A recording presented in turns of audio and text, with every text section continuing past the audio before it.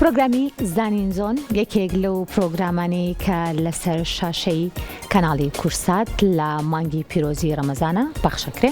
دیالە پرۆگرامەکە بە شێوەیەکی گشتی کێبڕکەیە، بەڵام کێبڕکەیەکی زانستیانە و لەگەڵ ئەوەش هەوڵەدرێت کە بەشێک لە ناوەندە ئەکادیمیەکان زانکۆ و پەیمانگەکان لە تەواوی هەرێمی کوردستانەوە بتوانێت لە نێو ئەم پرۆگرامەیە بتوان کێبڕکێ بکەن لە تەواوی ئەو زانیاریانەی کە هەیەە و کێبڕکێکی جوانە بێت و ئەم پرۆگرامە لە سەر شاشەی کورسات لە مانگی پیرۆزی رەمەزانە ئەبێت تا میوانی ماڵەکانتان.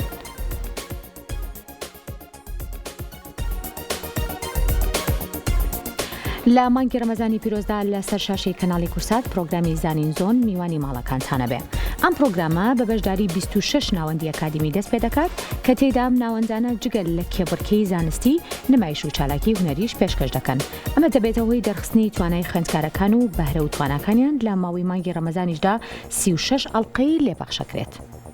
پرۆگرامەکە بە هاوبەشی لەلایەن دەستگای میدیای کورسات و پەیمانگەی تەکنیکی کوردستان بەرهەم دێنرێت و دەبێتە پردێکی پەیوەندی گرنگ لە نێو ناوەندە ئەکادیمیەکانی شارە جوانەکانی کوردستان.